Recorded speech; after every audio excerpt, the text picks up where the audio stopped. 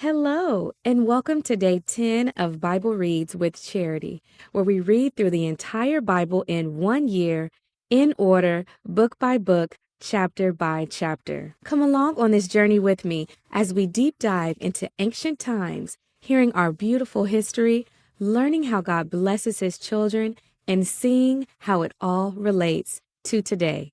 Let's get started. Learning the Word of God, sharing more of His love. Bible Reads with Charity. In Genesis chapters 30 through 31, we know that both sisters, Rachel and Leah, are married to Jacob, right? And Rachel is not able to have children with their husband, Jacob. So Rachel becomes envious and jealous of her sister Leah because she has already given Jacob 3 sons. So what does Rachel do in this situation? Does she turn her anger to her sister to mistreat her? Does she mistreat her maid or her husband Jacob? Does she blame God and scream that it's not fair? Or does she do something entirely different instead? Well, let's tune into today's reading to hear how Rachel handles the adversity thrown her way.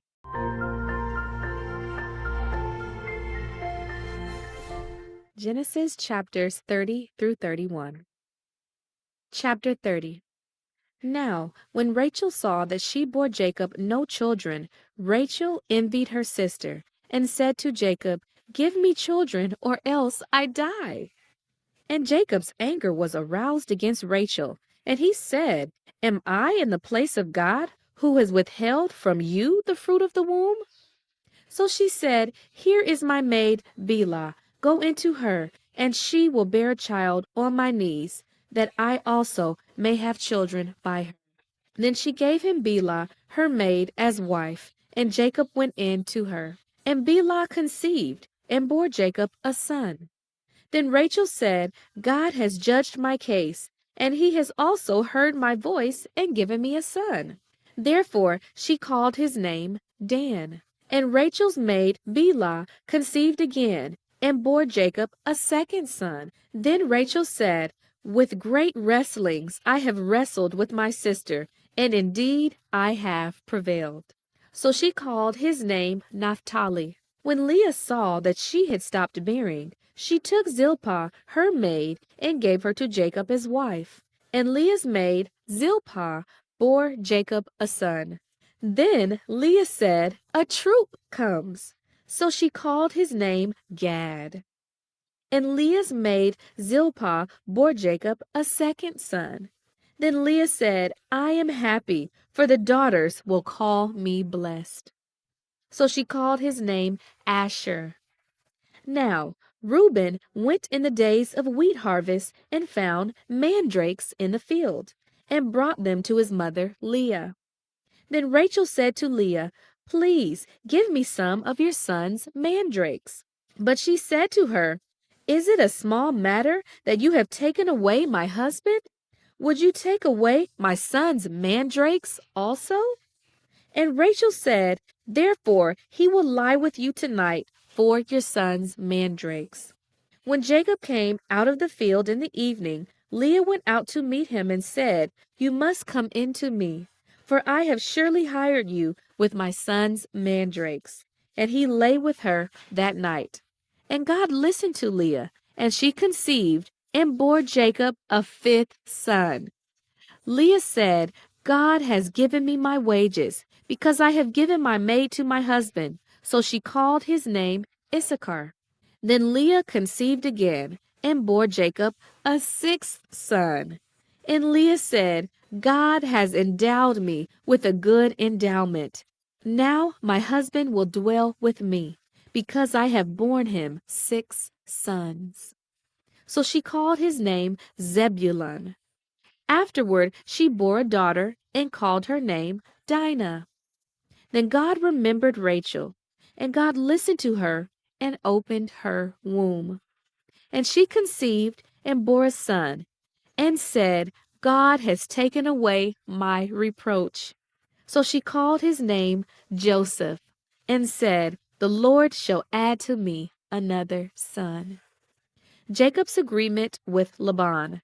And it came to pass, when Rachel had borne Joseph, that Jacob said to Laban, "Send me away, that I may go to my own place and to my country. Give me my wives and my children for whom I have served you, and let me go, for you know my service which I have done for you." And Laban said to him, "Please stay, if I have found favor in your eyes, for I have learned by experience that the Lord has blessed me for your sake." Then he said, "Name me your wages, and I will give it." So Jacob said to him, "You know how I have served you, and how your livestock has been with me. For what you had before I came was little, and it has increased to a great amount. The Lord has blessed you since my coming, and now when shall I also provide for my own house?" So he said, "What shall I give you?" And Jacob said, "You shall not give me anything. If you will do this thing for me, I will again feed and keep your flocks. Let me pass through all your flock today, removing from there all the speckled and spotted sheep, and all the brown ones among the lambs, and the spotted and speckled among the goats, and these shall be my wages. So my righteousness will answer for me in time to come. When the subject of my wages comes before you, every one that is not speckled and spotted among the goats, and brown among the lambs, will be considered stolen if it is with me." And Laban said, "Oh, that it were according to your word." So he removed that day the male goats that were speckled and spotted, all the female goats that were speckled and spotted, every one that had some white in it, and all the brown ones among the lambs, and gave them into the hand of his sons. Then he put 3 days' journey between himself and Jacob fed the rest of Laban's flocks. Now Jacob took for himself rods of green poplar, and of the almond and chestnut trees, peeled white strips in them, and exposed the white which was in the rods. And the rods which he had peeled he set before the flocks in the gutters, in the watering troughs where the flocks came to drink, so that they should conceive when they came to drink. So the flocks conceived before the rods, and the flocks brought forth streaked, speckled, and spotted. Then Jacob separated the lambs, and made the flocks face toward the street, and all the brown in the flock of Laban. But he put his own flocks by themselves, and did not put them with Laban's flock. And it came to pass, whenever the stronger livestock conceived, that Jacob placed the rods before the eyes of the livestock in the gutters, that they might conceive among the rods. But when the flocks were feeble, he did not put them in. So the feebler were Laban's, and the stronger Jacob's. Thus the man became exceedingly prosperous, and had large flocks, female and male servants, and camels and donkeys. Chapter 31. Jacob flees from Laban. Now Jacob heard the words of Laban's sons, saying, "Jacob has taken away all that was our father's, and from what was our father's he has acquired all this wealth." And Jacob saw the countenance of Laban, and indeed it was not favorable toward him as before. Then the Lord said to Jacob, "Return to the land of your fathers, and to your family, and I will be with you."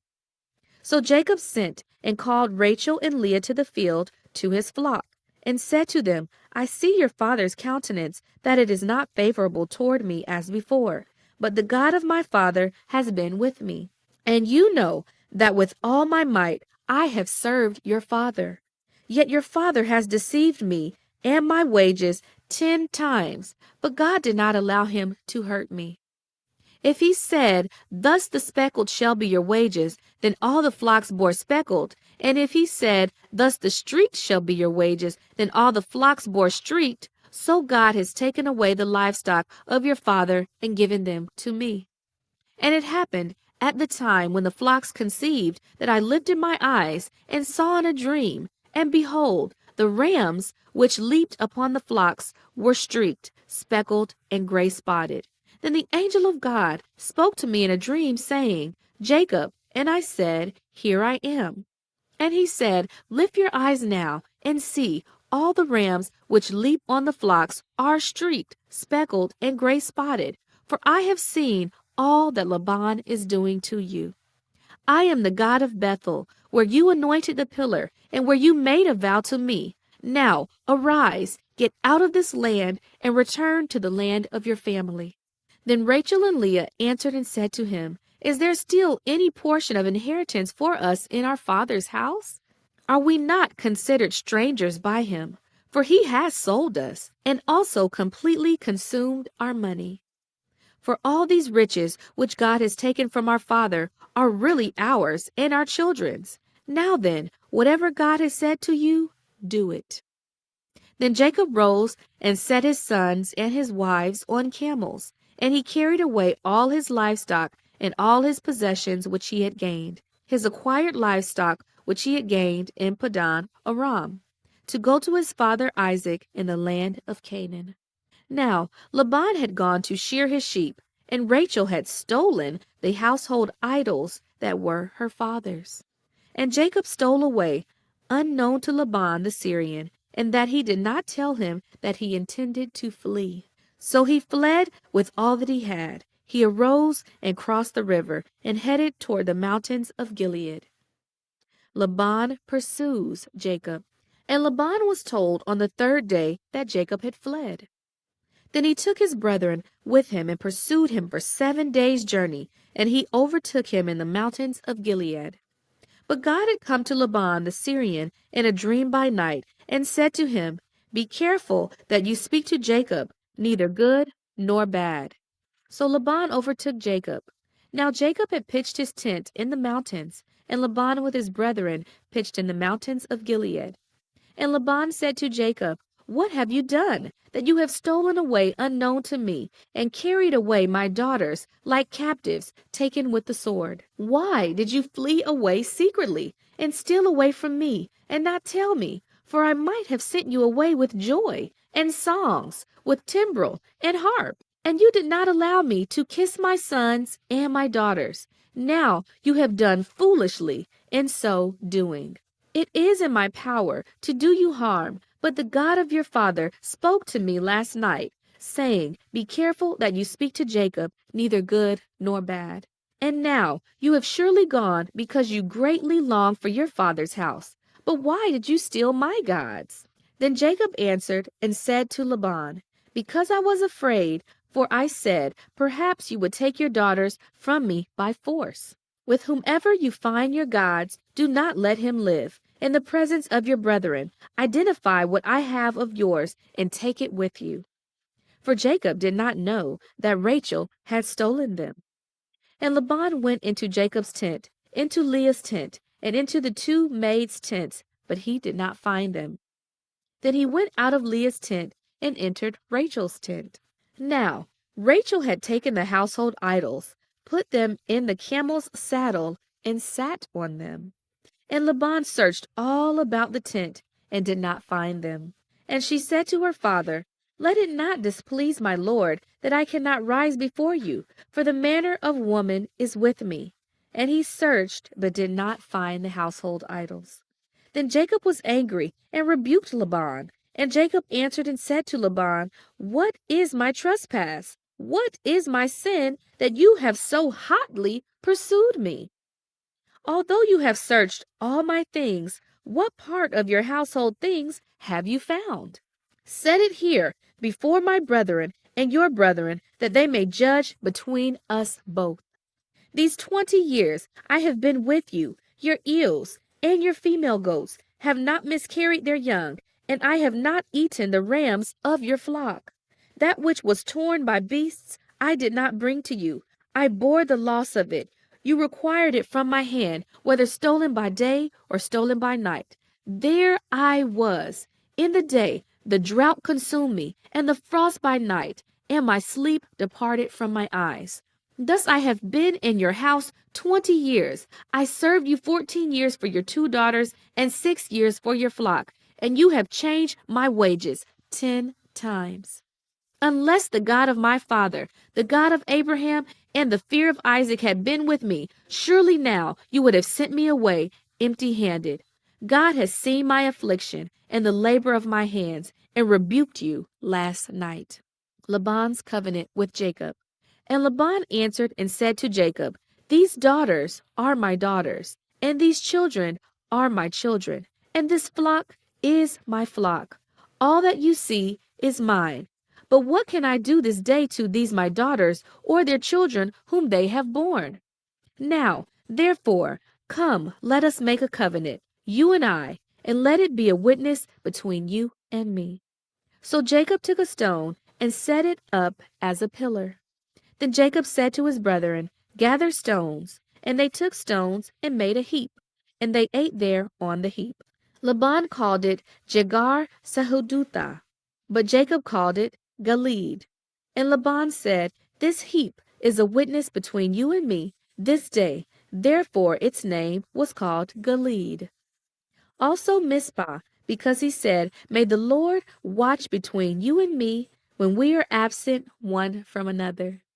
If you afflict my daughters, or if you take other wives besides my daughter, although no man is with us, see, God is witness between you and me. Then Laban said to Jacob, Here is the heap, and here is this pillar, which I have placed between you and me. This heap is a witness, and this pillar is a witness, that I will not pass beyond this heap to you, and you will not pass beyond this heap and this pillar to me for harm. The God of Abraham, the God of Nahor, and the God of their father judge between us. And Jacob swore by the fear of his father Isaac. Then Jacob offered a sacrifice on the mountain, and called his brethren to eat bread, and stayed all night on the mountain. And early in the morning Laban arose and kissed his sons and daughters and blessed them. Then Laban departed and returned to his place.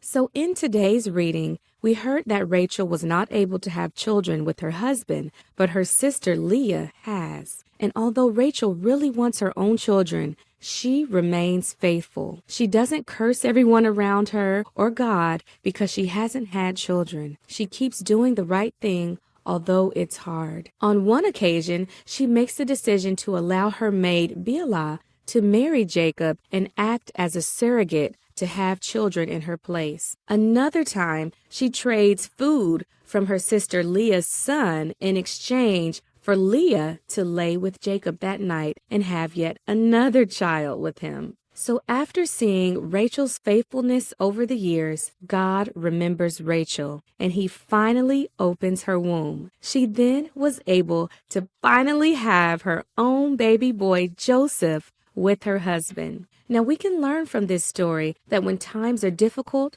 or seem unfair, instead of becoming jealous, playing the victim, or blaming others, we need to hold our head up high and keep doing the right thing. Although you may think no one sees you, God sees, and he rewards faithfulness in his perfect time. If you too want to have a child and have not yet been able to, take it to God.